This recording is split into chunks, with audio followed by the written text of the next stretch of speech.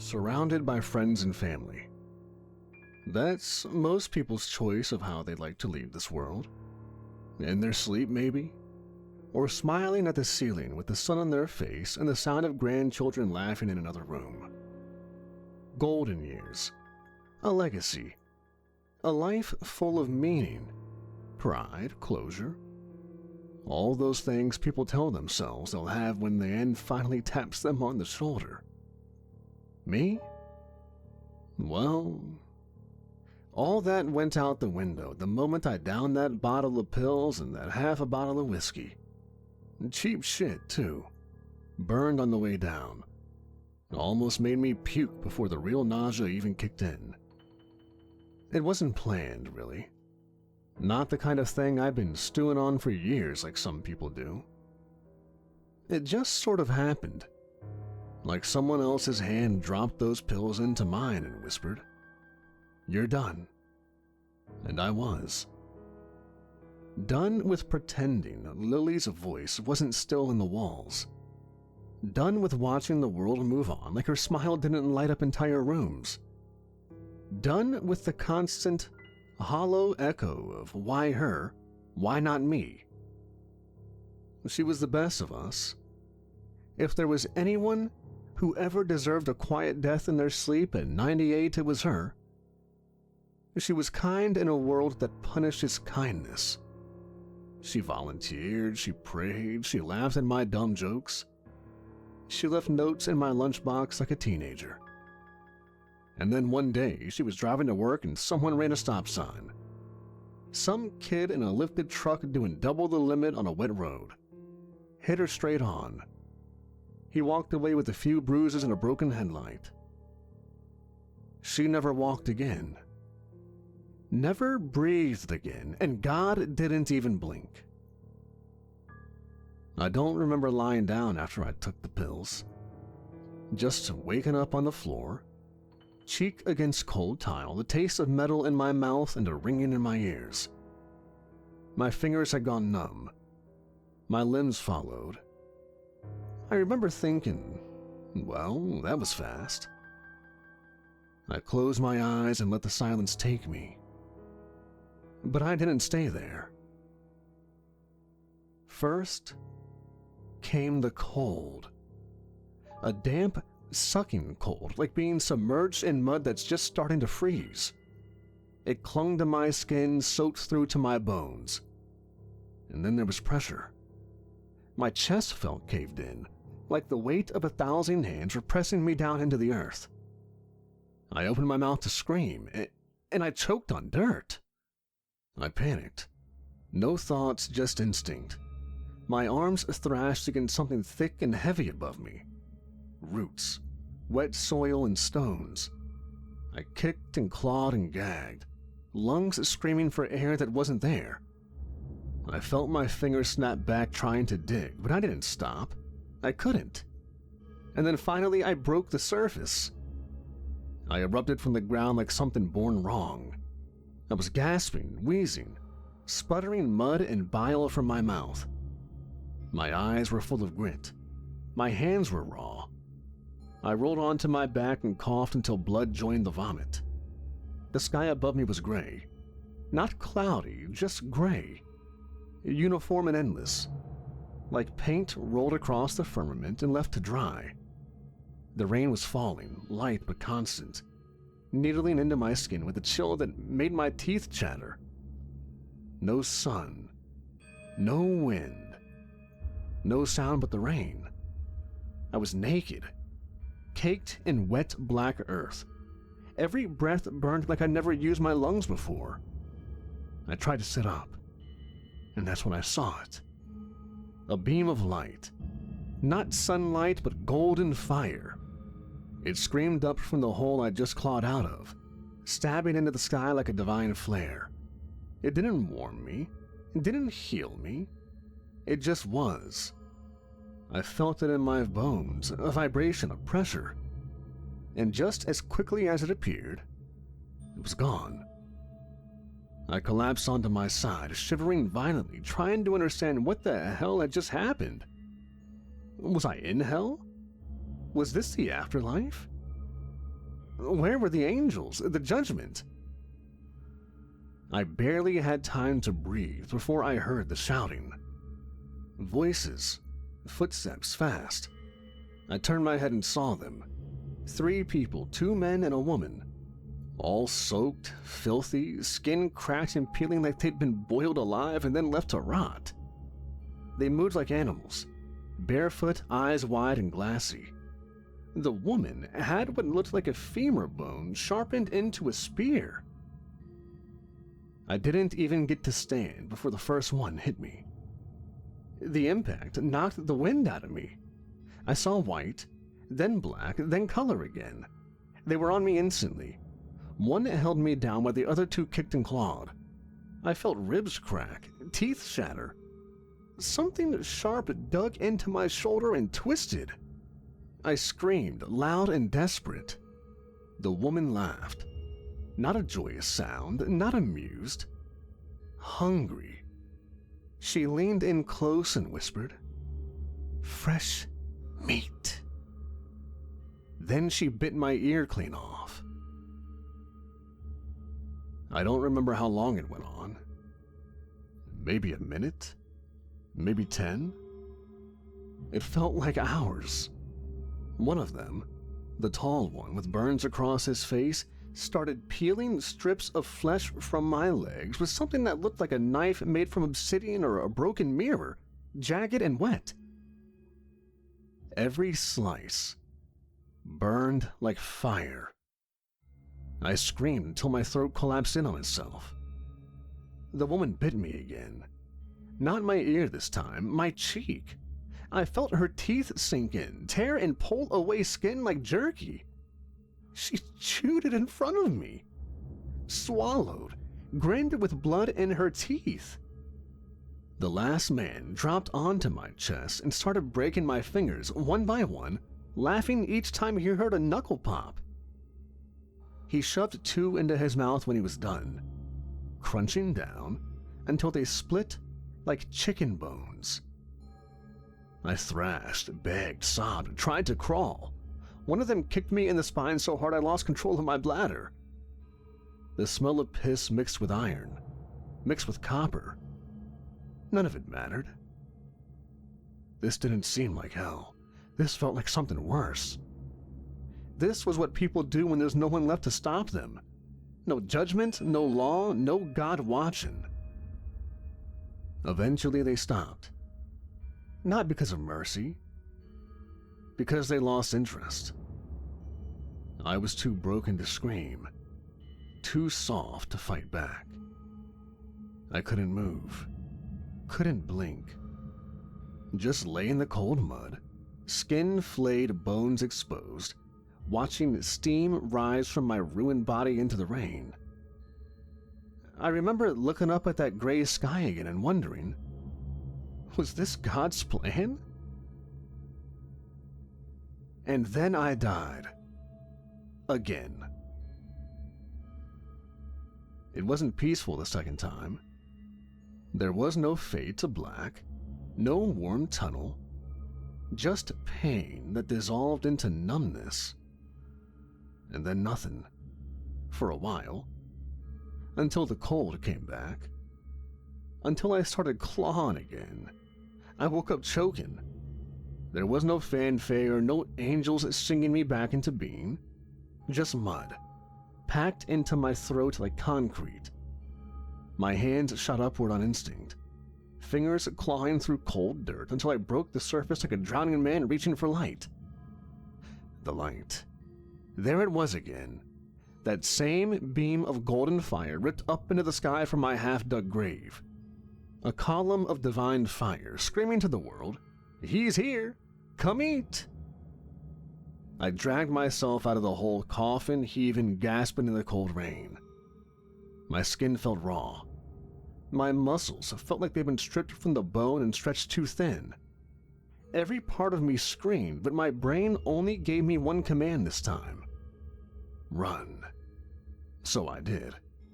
Bare feet slapping against wet stone and rotting leaves. My body barely responding. I didn't know which way I was going, I just moved. Over broken terrain, past a thicket of skeletal trees, through a ditch filled with bone-white worms that burst underfoot. Something snarled in the distance. I didn't look back.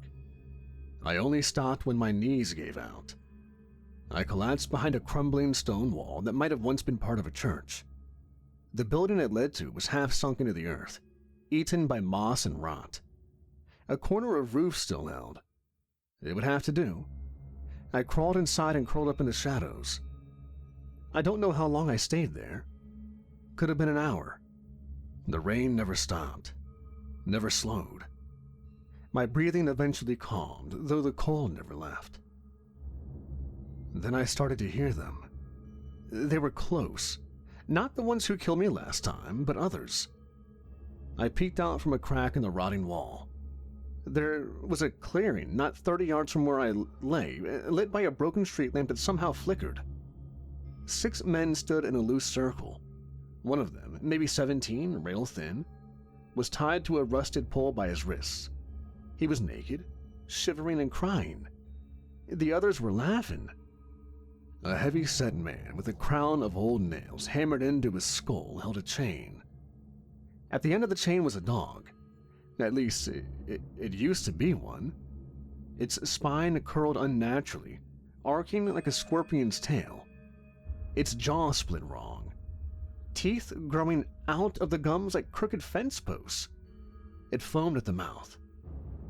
"Do it," one of them said, and the dog was loosed. It didn't go for the throat. It started with the boy's legs, tore chunks from the calves while the kid shrieked and bucked and begged. Blood sprayed in arcs against the rain. The men clapped. One of them imitated the screams, mocking the pitch. Another dropped to his knees and mimed prayer, laughing hysterically. I watched until the boy stopped moving. I didn't cry. I didn't throw up. I didn't scream. I just understood. There was no mercy here. No morality, no judgment, just want, just teeth. This was what people became when no one's watching. "First time." The voice came from behind me, calm and low. I spun, hands raised to fight or die trying. A man sat cross-legged near the back of the ruin, half in shadow. Older, maybe 50. Sunken eyes, hair like wet straw. He didn't move. "You're one of the new ones. I saw the light." I didn't answer. He nodded as if I had. "That's your beacon. Your life or death alarm. They all see it when someone comes back. Some come to hunt, others come to eat. Some just come." "What the fuck is this place?" I rasped. He tilted his head slightly. "Purgatory? Probably. That's the word that gets thrown around here the most. But it don't matter. All that matters is you're here." I sat down slowly. My body felt like it had been microwaved. "I died. Back there, they tore me apart." He nodded. "And you'll die again, and again, and again, and again. Until your body forgets what being whole ever felt like. Until you're more mud than man." "How long have you been here?"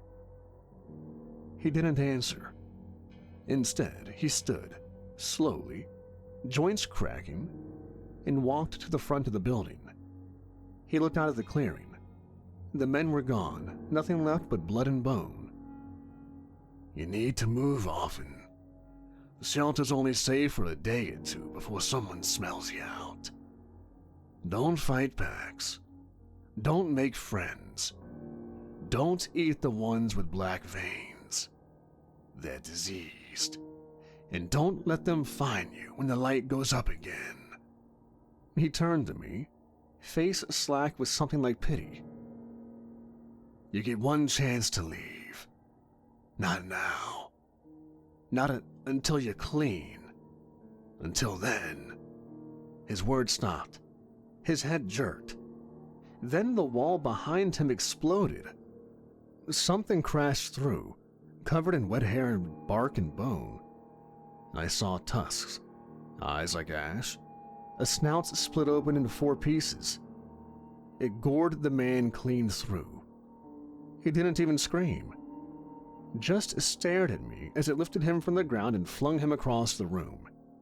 He hit the far wall with a sound like meat dropped from a great height. Bones scattered, blood sprayed. The creature turned toward me, snorted. I didn't breathe. I didn't blink. Then it turned and left, vanishing back into the rain. I was alone again. No safety, no guidance, just the rain. And the gray sky and the sound of screams somewhere off in the distance. I didn't move for a long time after the creature vanished. After the old man's body stopped twitching. After the rain finished washing the blood from the dirt floor and left only steaming red puddles like reflections of a world gone wrong.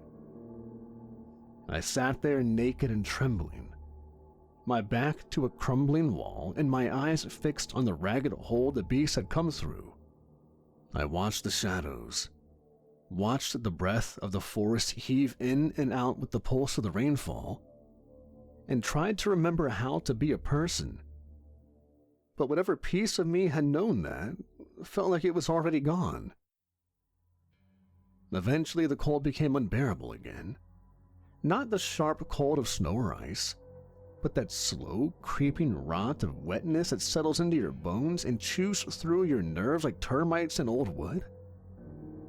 My skin was raw, my feet were blistered, and every inch of me ached like I'd been exhumed twice, which I guess I had.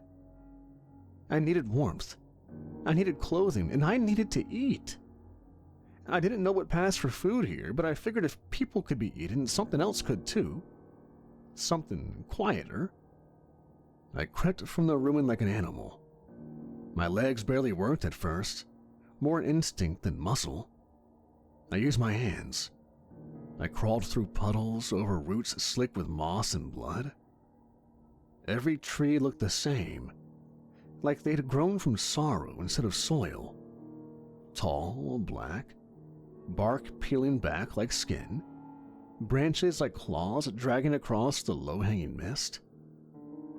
I didn't know where I was going, only that staying still meant dying again, and I was tired of dying.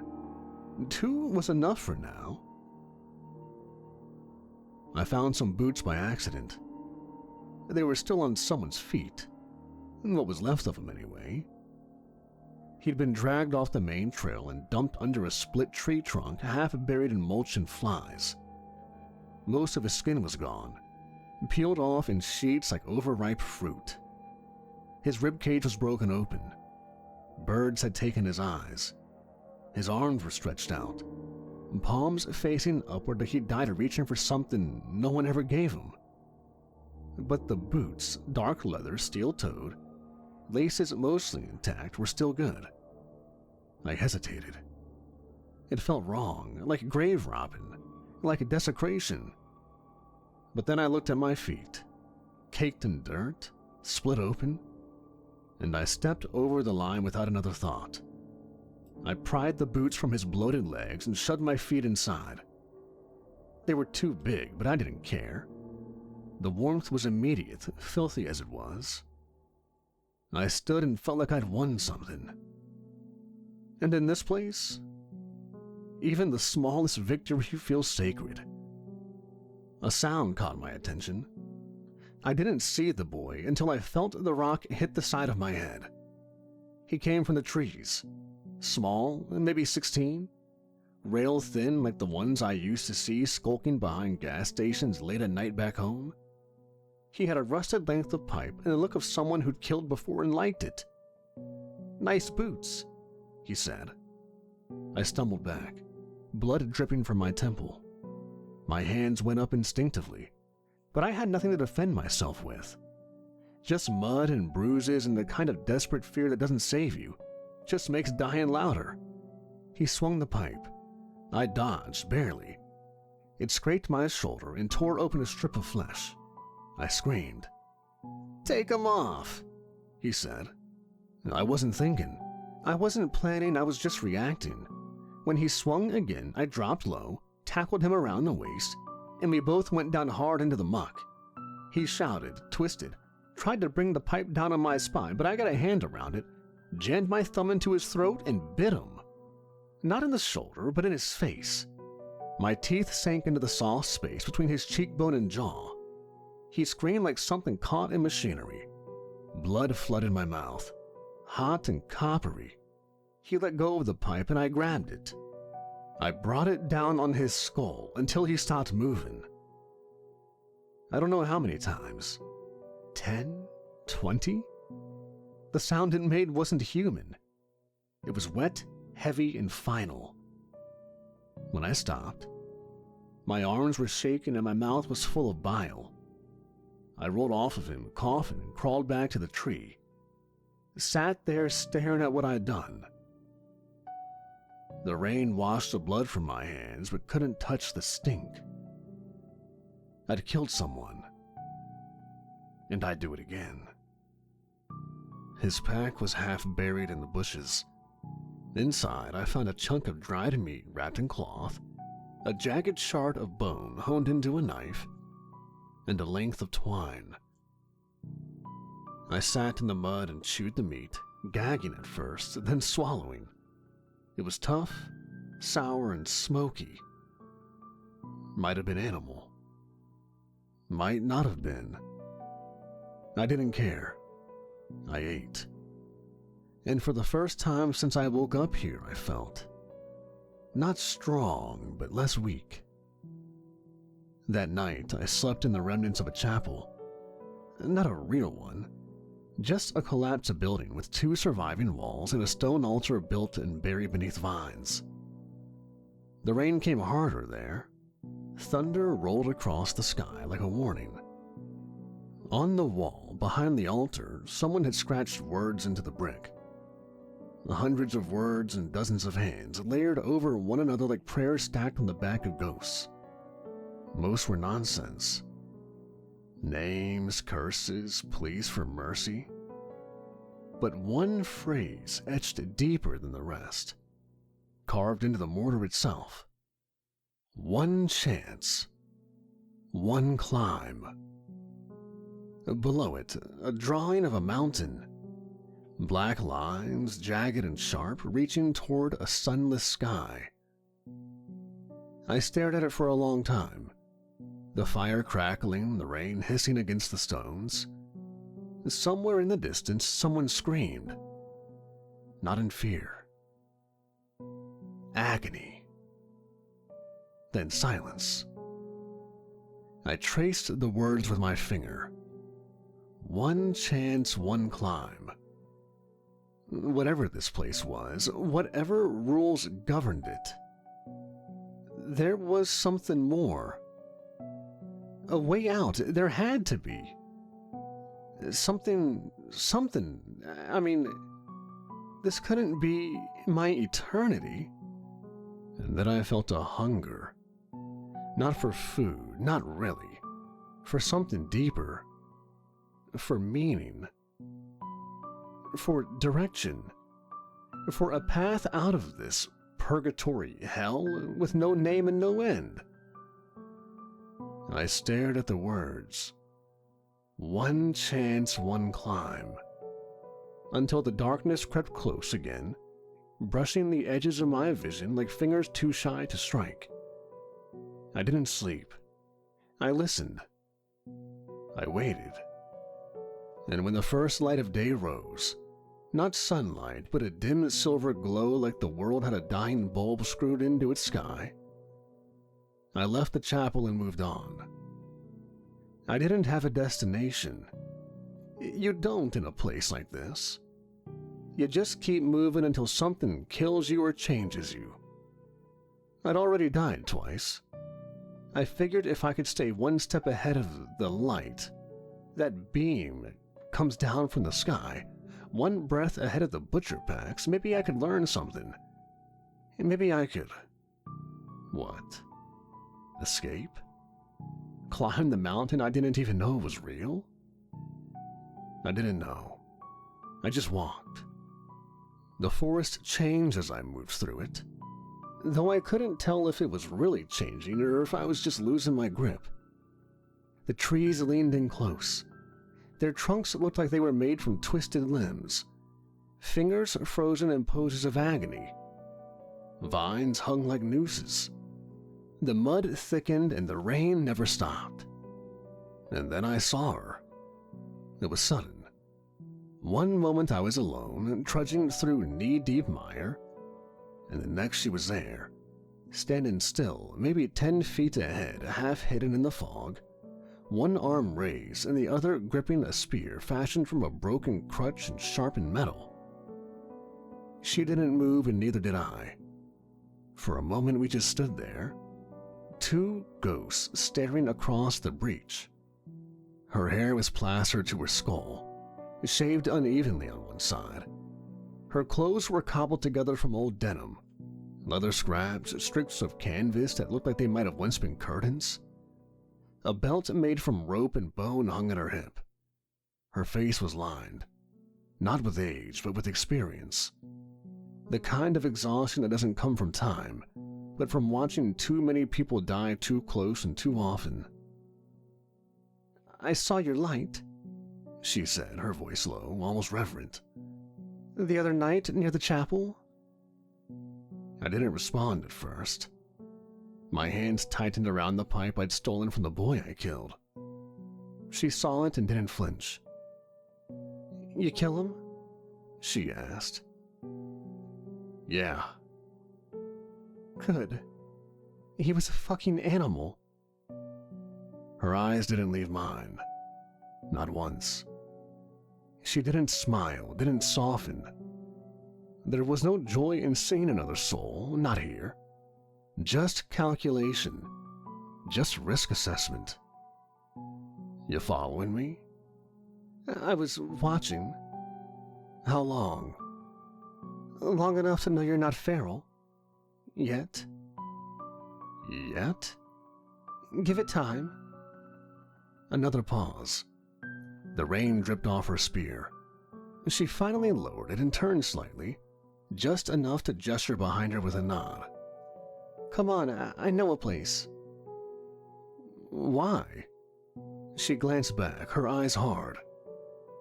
"Because I'm tired of watching people die alone."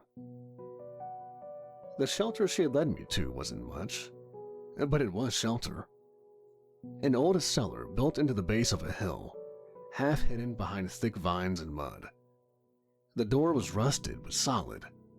It smelled like rotten old wood, but it was dry, and the air was warmer than outside. A fire pit had been dug into the floor, surrounded by cracked bricks. A blanket made from stitched animal pelts lay in the corner. Hooks dangled from the ceiling, holding strips of dried meat. She lit a small fire with a small flint and settled against the far wall, her spear never more than an arm's reach away. I sat opposite, hands out, eyes never fully leaving hers. "What's your name?" She hesitated. "Mara?" "I'm Noah." She nodded. "How long have you been here?" Her eyes flicked up. "Time is hard to tell here. Not that it even really matters, even if I counted the days and the nights. This is where I'll be for quite a while. I stopped counting after the first 100 deaths." "You remember all of them?" "Not the pain, just the accumulation." She leaned back against the wall, legs crossed, one boot tapping softly against the stone. "I don't think this place wants you to forget." I looked at the meat strips hanging above the fire. My throat tightened. That human? Deer, or something close enough. Antlers are wrong, but it tastes the same. I nodded. The silence stretched for a long time before she broke it. I saw your second death. They tore you apart like a holiday feast. I remember. You're lucky. My eyes flickered towards her, still guarded. How's that lucky? She shrugged, the motion slow and tired. Some people wake up screaming, buried too deep, or with mud packed so far down their throats it takes them hours to cough it clear. Some come back blind for the first few minutes, swinging at anything that moves. Most of us don't even get clothes. Just dirt and cold and a golden flare in the sky calling every damn lunatic within 10 miles. I nodded slowly. That tracked. I'd come back naked twice. But I remembered passing someone out there once, not long after my first death. A man in a long wool coat and leather boots, slumped dead against the tree with the throat open like a second mouth. There hadn't been a scratch on his clothes, like he could have walked right out of church and straight into a horror film. No rhyme or reason to it? I asked. None.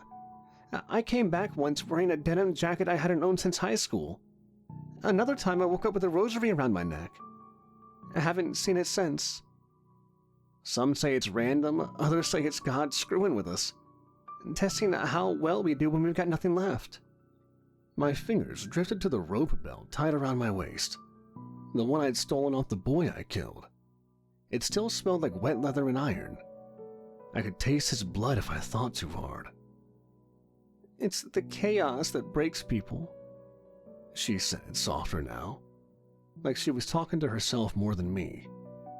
Not the pain, not even the dying. It's never knowing what comes next. Never knowing what you'll wake up with or without. Outside, the rain thickened again, coming down in curtains, heavy and straight, no wind, no thunder. Just that endless gray static that made the whole world feel like it was melting slowly into rot. I shifted uncomfortably. How do you know when it ends? It doesn't, not really. So there's no way out? There's a way, if you believe the legends. Not many take it and fewer survive. My eyes narrowed. The mountain? Her head turned sharply. You've heard about it? Saw a drawing in a chapel. The words, one chance, one climb. She let out a single breath that might have once been a laugh. Yeah, that's the one. What is it? Her fingers toyed with a charm around her neck. 3 twisted nails bound with a loop of hair. No one really knows.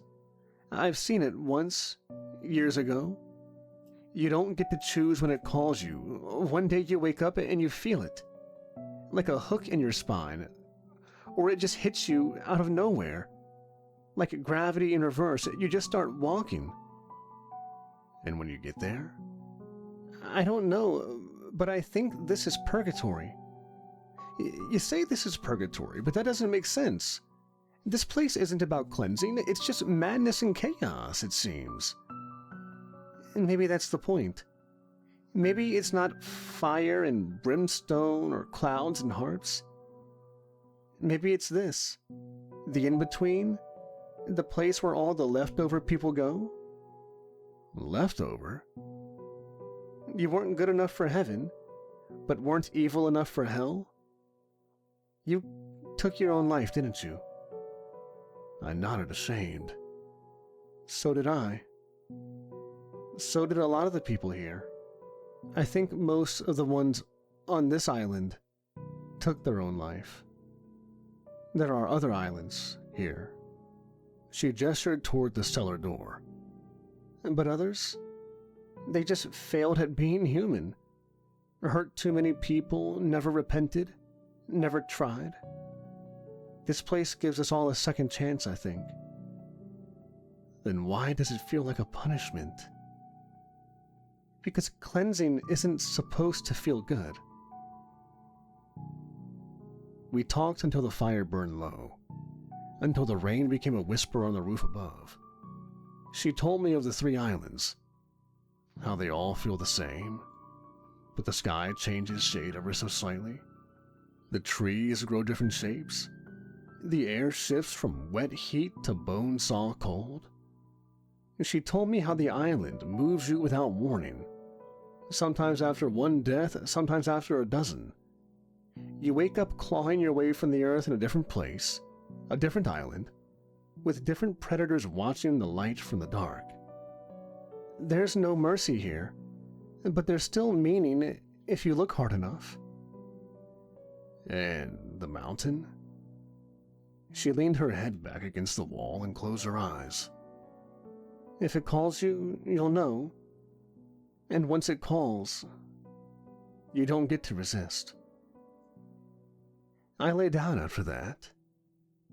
Sleep didn't come easy, but eventually exhaustion overpowered fear. The last thing I saw before slipping under was Mara sitting at the fire's edge, sharpening her spear, watching the door. Outside, the rain thickened again, coming down in curtains, heavy and straight. No wind, no thunder. Just that endless gray static that made the whole world feel like it was melting slowly. We didn't talk much for the next few days. Not because we had nothing to say, but because in this place, words, noise made you a target. Even breathing too suddenly could draw something from the trees. Mara walked the ground like it might betray her. Low, careful, measured, and I followed her lead because I didn't want to die again. Not yet, not in front of her. She showed me things I never would have known without her. How the deer bled black and had antlers that twisted into their own skulls. How some of the birds mimicked human screams to lure you off path. How you could eat moss that grew beneath certain trees, but only if it glowed faint blue when the light hit it just right. Everything here was edible or deadly both, and often there wasn't enough time to tell the difference. Some shelters were bait, some caves were nests, some abandoned houses were worse. Scenes of cruelty etched into every wall, bone fragments threaded into curtains, bodies crucified not out of religion but out of boredom. This entire time we were naked, but not too long ago we found bodies that didn't need their clothes anymore. We found one house still smoldering from a fire that hadn't spread. The flames had stopped neatly at the doorstep, as if the rest of the forest had refused to accept the blood soaked into the foundation. Inside were rows of nailed hands along the baseboards, fresh and still twitching. I didn't ask questions anymore. What passed for sleep was shallow and restless. Curled in some corner under a sagging roof, the fire too small and too dangerous to grow.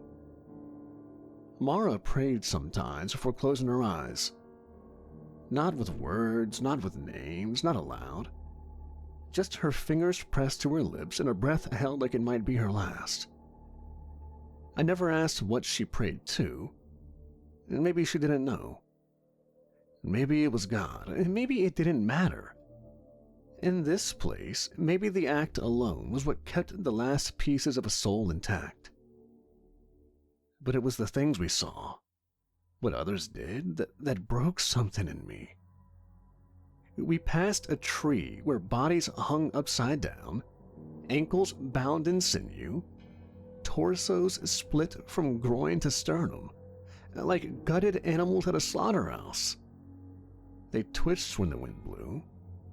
One of them was still alive, or something close to it, his mouth working silently, his eyes rolled white, blinking in rhythm with the rain. His arms were bound behind him. His feet jerked now and then like he was still trying to run.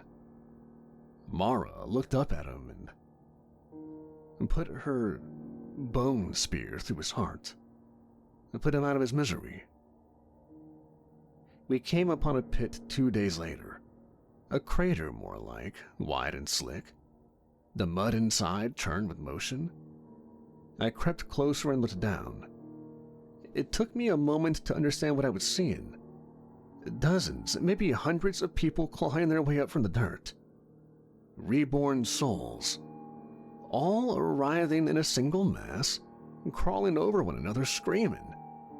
Some made it halfway up the slope before being dragged back down.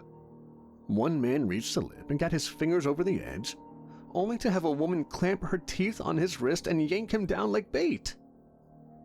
He didn't even scream, just thudded into the bodies below and disappeared. They all died too close together, Mara said behind me. Sometimes that happens. A raid, a slaughter, all of them coming back at once. I wanted to look away, but I couldn't. One woman was crawling with her face half torn off, her jaw dangling by threads. She made it 5 feet before a hand wrapped around her ankle and pulled her backward. The mud covered her again. Gone. They keep doing it. They keep trying. That night, we slept in what used to be a factory. Just bones of walls left. Rusted steel ribs poking out of concrete like broken teeth. Mara lit a fire using dried stalks and the innards of some animal that burned oily and slow. She skinned it with a blade made from a rusted trowel. I helped her hold the limbs down while she worked. It shrieked the whole time. No eyes, just a slit where the mouth should have been, and something inside that pulsed like it was breathing. I didn't ask what it was. I ate it anyway. She handed me the meat without a word. We sat across from each other, knees nearly touching. The rain splattered softly in the metal around us. "You're getting colder. Harder," she said finally. "I have to." "No, you don't. What's the alternative?" She didn't answer, just looked at me in that quiet way of hers, eyes pale and unmoving, like she was weighing something. "I've seen people lose everything in here, and not just their lives, the parts that matter. Kindness, empathy, memory. You can get all the way to the mountain and still fail because there's nothing left in you worth saving. How do you know?" "Because I've seen it." She was silent for a long time. Then she reached into her coat and pulled something out. A folded strip of leather, stiff with age, wrapped in twine. She unrolled it slowly and laid it in my lap. A drawing, inked in charcoal and blood. A mountain impossibly tall, jagged like a broken sword stabbed into the horizon. Coils of darkness wound around its base. At the top, a crown of light. Not sun, not fire. Something stranger, something purer. A radiance too bright to understand. Beneath it, etched in trembling letters, one chance, one climb. "I saw it," she said, voice barely audible over the fire. "Years ago, maybe. There was a break in the sky. A flash of gold, a shadow on the horizon." Her voice trailed off. I stared at the mountain in the drawing. I didn't know if it was real, but something in me ached for it. Something buried beneath all the horror and exhaustion and rage. I didn't know if it was madness or hope. Maybe there's no difference anymore. We stayed there until the fire burned down to coals. The rain never let up. The wind scraped against the ruins like claws. I curled beside the fire and closed my eyes, listening to the soft rustle of Mara's breath, the weight of her silence, the sound of something shifting in the darkness just beyond the walls. I knew then that if the mountain ever called me, I'd go. I wouldn't hesitate, not anymore. With all of this on my mind, I somehow found sleep. But then I woke. Not to a sound, but the lack of one. The absence pulled me upright like a wire tugged through my chest. I looked around, and the gray half-light of the ruin we'd holed up in, the bones of an old mill or church, or maybe just a house too broken to remember what it used to be. We left the factory a while ago. Mara was still beside me, curled in her cloak with her back to the wind. Or maybe she wasn't sleeping at all. Maybe she was just listening. The air had changed. It felt cleaner somehow, which was strange, because the rot and ash and meat smoke that usually hung over this world were still faintly there, just buried. I stood. So did Mara. Neither of us said anything because we felt it. Not in the way you feel a hunger or a wound. This was deeper. A pull from beneath the ribs. A pressure in the blood. It wasn't pain, but it wasn't far from it. It was like a divine magnetism, drawing us forward. Not toward food or shelter or even survival. This wasn't instinct, it was calling. There was no doubt in my mind, no confusion, no resistance. I looked to Mara, and she was already looking back. Something flickered behind her eyes. Fear, maybe. Or faith. We shouldered our packs and left the ruin without a word. We didn't look back. We didn't need to. After, the island felt different.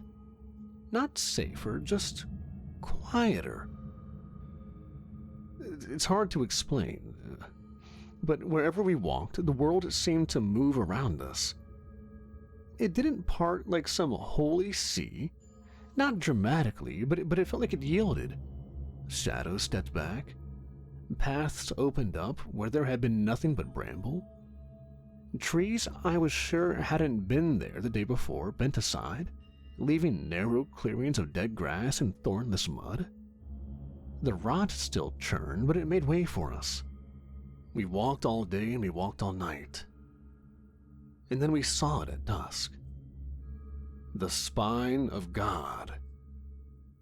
It didn't look like salvation. It didn't look like anything holy. It looked like a wound in the horizon. Black, jagged, cutting the sky open from earth to stars. Though no stars could be seen above it. The sky was still a black void here. Its base was impossibly wide, its peak lost in the dense charcoal clouds overhead. It wasn't just tall, it was wrong. We stood on a rise, Mara and I, side by side, looking up at it. Neither of us said a word. There was no need to ask, is this it? We both knew. There were no birds, no wind, just the sound of our breath and the faint hum beneath our boots. Not a sound, really. More like a frequency you feel in your teeth, in your spine, in the hollow behind your eyes. Like the mountain was alive and waiting. We made our way down the slope, feet slipping on loose gravel slick with old rot. The land grew quiet in a new way. Not absence, but anticipation. The final stretch before the mountain was dead ground. No birds, no bodies, no bramble. Just bare soil the color of dried blood, pocked with old impact craters and the long drag marks of those who had fallen and still tried to crawl forward. And waiting there, exactly where the climb must begin, he stood. Not a demon, not a saint, just a man. He was dressed immaculately in a deep, blood-red suit, tailored sharp enough to draw lines in the mist. His skin was too pale, like it hadn't seen sunlight in centuries, though there was something youthful about him, unaging, unweathered. He stood like he owned the mountain. He had a cane that was sleek black, capped with an ivory tip that glinted in the gloom. He wore no coat despite the chill and showed no signs of discomfort. His hair was slicked back, not a strand at a place. He smiled when he saw us, not warmly, not cruelly, Just a smile meant for people who had arrived exactly on time. "Oh, Noah and Mara, welcome to the foot, to the spine of God," he said, his voice low and rich and dry as ancient parchment. My throat was dry, but I managed to speak. "You know our names." "I know all names that matter. Only those called reach this place. You've earned that much." I looked up at the slope behind them. There was no trail, no markers, no carved path. Just stone, jagged and damp, and descending into the black, impossibly high. I could feel it trembling beneath my feet, like it was alive, like it wanted us. "What's at the top?" I asked. He chuckled, not mockingly, but gently, as though I were a child asking something simple and profound. No one comes back to tell me." "And if we fall?" His smile didn't change, but something in his eyes went still. "Then you go somewhere else. Possibly nowhere at all. Or you go to hell. But you could also go back to your body. Back to your old life." Mara stepped forward, voice firm. "How long does it take?" He turned toward her, slowly and respectfully. "As long as it needs to." She clenched her jaw. I could see the old doubt in her again, the wariness that had kept her here for years. But she didn't step back. I looked at him, studied the crease in his collar, the wrinkleless red fabric that somehow never got wet despite the moisture in the air. "And if we change our minds?" He tapped the tip of his cane gently against the stone behind him. "Once you start, you cannot come back down." We stood there in silence, Mara and I side by side, as the mountain loomed and the man in red awaited, patient as a gravestone. He didn't rush us, didn't pressure us. There was no speech, no revelation, just the path and the knowing and the choice. He gestured behind us with a gloved hand. "You've already seen what lies behind.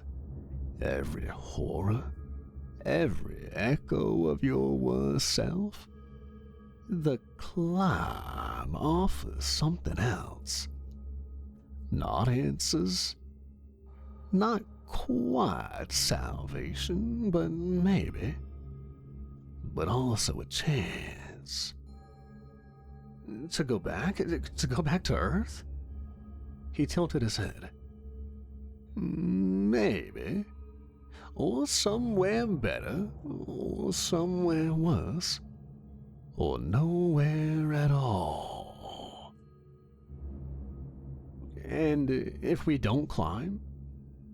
"You'll live and die, and live and die, and live and die here forever. Now all you need to do is decide what eternity you're comfortable with." My hands were shaking. I didn't realize how tightly I'd been holding the leather strap of Mara's pack until Mara touched my wrist. She was staring up the slope now, her expression unreadable. "I've waited long enough." He bowed just slightly, cane tucked behind his back. "Then ascend. The mountain remembers the weight of all who've tried. It will know your names before long." We said nothing more. We passed him in silence. As we did, he spoke again, not loudly, but just enough for the words to follow us like breath on our necks. If you fear what's waiting above, consider what still waits below. I didn't look back, not once. The stone was cold under my palms as I began to climb. It gave no comfort beneath my hands. Cold, wet, and jagged, every inch of it was pain. It wasn't just a mountain. It was a monument to agony, a colossus sculpted by divine indifference. As Mara and I began to ascend, there was no signal, no thunderclap or voice from above. The red-suited man had vanished the moment we touched the rock, and all that remained was the slope and the sound of our breathing, ragged and already shallow in the thinning air. The first stretch gave us the lie. It welcomed us gently. A shallow incline, cracks wide enough for boots, ledges like footholds. But that was just the trap. The first hour, if it was an hour, was only to break you slowly. Then the stone steepened. The cold began to bite, not like a wind, but like claws. And the rain. Oh, it returned, not in mist, but in needles. Sharp, slanted sheets of icy rain came screaming down from the void above, lashing us like we owed it something. Each drop stung. Each gust of wind tore heat from us like a tax, and the mountain never relented. The skin of my palms split open early. I could feel each tear like a prayer gone unanswered. Could see the red of myself left behind with every grip and pull. My knees ground against the jagged slope, the cloth of my pants long since shredded, the flesh beneath exposed to the black shale. And still we climbed. There was no speech between us. What was there to say? Our mouths were busy with breath, our minds reduced to the primitive rhythm of endure, hold, pull, and bleed. We passed the first quartz before the second hour. A man, maybe, or a woman? Hard to tell. The body was half buried in the stone itself, as if the mountain had grown around it. Mouth frozen open in a silent scream, eyes hollowed out by time or birds or something worse. The fingers were still clawing upward, bone and sinew fused to the slope. A warning. Then another, and then another. Bodies weren't rare here. Some were rotted, some seemed fossilized. One was just a skeleton with the spine bent backward, a head tilted to face the sky like it had been praying when it died. Mara didn't look at them, and I couldn't stop. I needed to see what happened to the ones who didn't make it. Needed to remind myself that I might be one of them if I hesitated for even a second. The slope grew worse. Soon there were no ledges, hardly any handholds. We were improvising everything, climbing with fingers jammed into cracks too narrow, with bleeding toes dug into seams that screamed protest with every shift, my boots long since gone. And the rain didn't let up, not once. It drilled into us, cold as judgment. At one point I slipped. My foot slid on a patch of green-black moss, and I dropped half a body length before catching myself on a ridge of broken stone. My stomach turned. My shoulder felt like it dislocated with a pop that sent light exploding behind my eyes. But I held on. I screamed, but I held. Mara caught up to me a few minutes later, dragging her body up the incline like a revenant, rain pouring off of her in rivers, blood dripping from her hands. She didn't ask if I was okay. She just nodded and kept going. And then she faltered. It was higher than I could guess. Our fingers touched. I gripped her wrist as tightly as I could, anchoring myself with my left hand to a jagged outcrop. The stone cut through me like glass, but I didn't let go. Her eyes locked to mine. Rain washed blood from her lips. Don't, I rasped. Don't you fucking dare let go. She didn't scream. She didn't cry. She just stared at me, her face terrifyingly calm. You can't pull me. You'll fall too. I don't care. You should. The wind tore at us both. My body began to slip. My body screamed at me to let go, to live, to finish the climb. Mara leaned her head against the stone, eyes closing. It's okay. It's my time. I knew it would be. I'm just glad I tried. No. Yes, you still have to go. My fingers were failing. The blood was too much. I couldn't hold her and stay anchored, not both. Her lips moved again. A prayer. A goodbye. And then she let go. I watched her fall, not tumbling or screaming, just dropping like a stone into the rain, into the fog below. She was there, and then she wasn't. I didn't scream, I didn't cry, I had nothing left. I turned back to the rock and I climbed. But something had changed. The mountain had already been cruel, but now it felt sentient, offended maybe, that I hadn't joined her in the fall.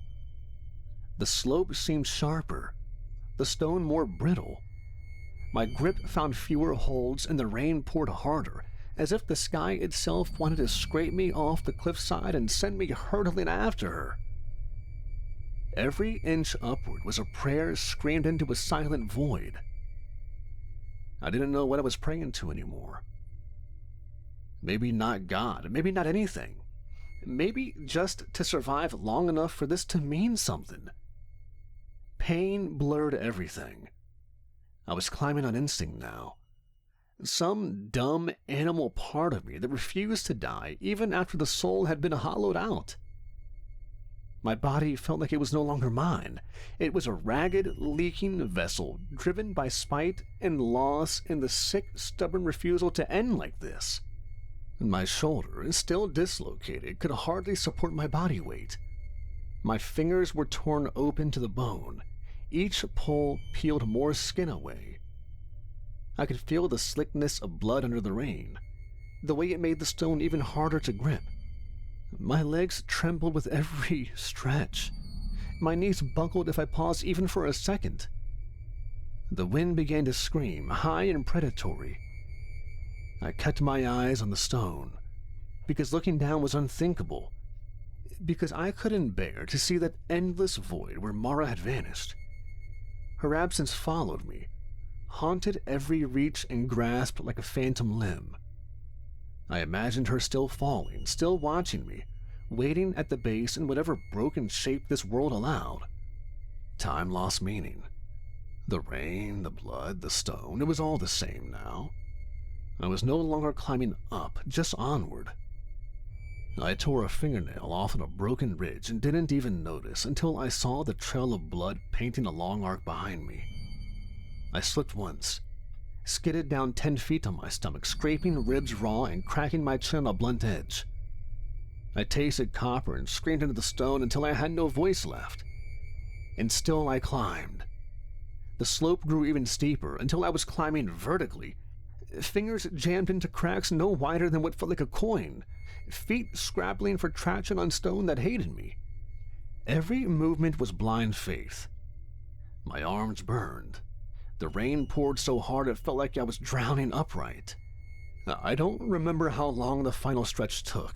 Maybe an hour, maybe a year for all I know, with how time went by up there. But then, somehow, impossibly, I saw it. A lip of stone. A flatness. A line in the sky where the slope ended. I screamed, loud and ugly and full of fire. I dragged my ruined body toward it, clawing at the final yards like an animal. My shoulder popped again, maybe back into place, maybe out of place even worse. And I collapsed onto the summit. Not standing, not triumphant, just broken, just there. I stood at the summit, though stood may be too generous a word. I existed at the summit, barely, a tattered thing held together by blood and by will. The wind didn't reach here and the rain had stopped. Even the cold felt subdued, like the mountain itself was finished with me. The stone underfoot was smooth and polished. There was nothing here. No throne, no altar. No burst of divine light or epiphany to make sense of the pain. Just a vast, quiet emptiness, lit in a dull, colorless haze. The sky above was still that terrible black, starless and infinite. But here it didn't seem threatening anymore. It simply was. And in the middle of the plateau stood a door. A simple thing, wooden, tall, freestanding without hinges or frame or wall. Just there, impossibly out of place, and yet the most important object in all existence. And beside it, a man. He looked like the one at the base, the one in red, but where the other had worn elegance like menace, this man radiated stillness, rightness. He wore a suit of blinding white, trimmed with gold thread so fine it shimmered with every breath he took. His skin was luminous, not bright, but softly lit from within. His eyes were ancient and kind and bottomless. He smiled when he saw me, not warmly, not sadly, just completely. "You made it," he said. I tried to speak, but my throat was raw from screaming, my lungs ragged from the climb. What came out was more whisper than voice. "What now?" The man turned slightly, gesturing with his open palm toward the door. "You've climbed. You've endured. Now, you step through." I stared at the door. There were no carvings, no handle, no markings of any kind. Just wood, weathered, warped, and eternal. What's on the other side? No one knows until they go. Is this heaven?" He smiled again. "It's not a place. It's a path. And you are still walking it." The words sounded like scripture, though they offered no certainty. "Will it hurt?" "You've already endured worse." I hesitated. My hands trembled at my sides. One leg twitched beneath me, trying to buckle. Will I see her again?" He didn't answer right away. That smile returned, but now it was softer, touched with something I couldn't name. "Step through," he said. There was no wind, no tension in the air, no booming voices from on high. Just that door waiting, the threshold between what was and what might be. I stepped forward. My body barely obeyed, but I made it to the door and reached out with fingers I couldn't feel. I pressed the door open and was swallowed by light. Not golden, not blue, not radiant in any earthly sense, just pure. A white so complete it erased everything else. No sense of ground, no up or down, no air, no smell, no sound. Only brilliance. And it devoured me. I took one step, solid footing, the door still behind me. I took a second, and the ground vanished. I fell. Not downward, not anywhere, just unmoored, and that was when the pain began. Not pain of flesh, not knives or fire or broken bones. I'd take all of that again, gladly to escape what came next. This pain didn't touch my body, it touched me. It knew me. It peeled me open cell by cell, memory by memory. Every lie I'd ever told, every kindness I'd withheld, every cowardly silence, every small cruelty I'd justified as survival. All of it was dragged to the surface, each moment laid bare like raw nerve. The agony wasn't in the exposure, it was in the correction. Like a holy fire pouring through my soul, not burning, but purifying. Every sin I didn't even realize I committed was scraped away like rust from iron. I couldn't scream. I had no mouth. I had no body. Only the echo of what I'd been, and in that echo I wept. I begged not for forgiveness, but for mercy. But that was the point, wasn't it? This was mercy. To return to the world cleansed, I had to leave nothing impure behind. So I let it happen. I endured. For Lily, for Mara, for myself. And then, stillness. A long, breathless quiet that felt like a hand settling on your shoulder after a storm.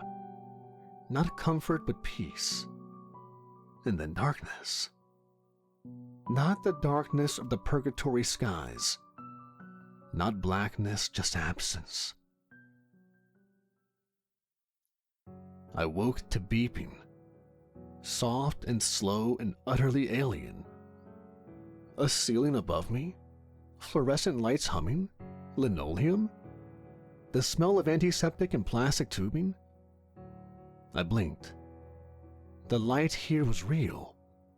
There were walls, machines, a drip in my arm, gauze wrapped around my hands, a heart monitor beside me chirping like a bird too polite to cry out.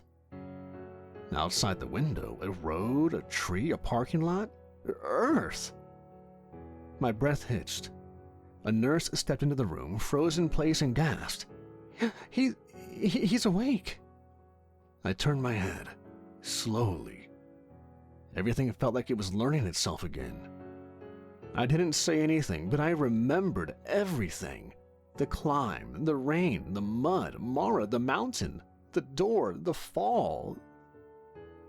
I remembered it all. And as the morning sun touched my face through that narrow hospital window, I felt warmth again. Not heat, not light, but a soul-deep cleansing. A single tear slipped down my cheek. Not of grief, not of fear, but of release. They don't believe me. The doctors call it a coma-induced hallucination. The nurses whisper about trauma and oxygen loss. Some of them, those with crosses around their necks, just nod quietly. But I know what I saw. I know what I endured. And I know what waits on the other side for those like me. And I'm writing this because someone has to. I don't care if they call it madness. I don't care if they laugh or dismiss it as a dream wrung from guilt and grief. This isn't a parable. It's not a... It's a record. A soul that ends its own life does not vanish into nothing. A soul too good for hell and too bad for heaven, it does not fall screaming into hell. It falls into something else. A gray world of rot and rain. A purgatory stitched together not by fire, but by man. There are no devils there, no horns, no pitchforks, no circles of sin. Just people. People left alone too long with their pain and their teeth. I walked through that world. I clawed out of the earth with lungs still full of poison. I bled in the mud. I was hunted and I was broken. I saw the worst of what we become when there are no rules, no angels, no judgment. And I climbed. I climbed through agony and storm and loss. I climbed when my body had nothing left. I climbed after I watched the last good thing in that place fall into the mist without a sound. And at the summit, there was no prize, no answer, just a man and a door, and what waited behind it purified me. Not gently, not kindly, but fully. So I write this for the ones still here. The ones who feel the weight pulling them toward the edge. The ones who think that ending their life will bring peace. Because let me tell you, it won't. There is no peace in purgatory. Only the long scream of survival. Only the endless, aching question. When your calling comes, will you choose to climb?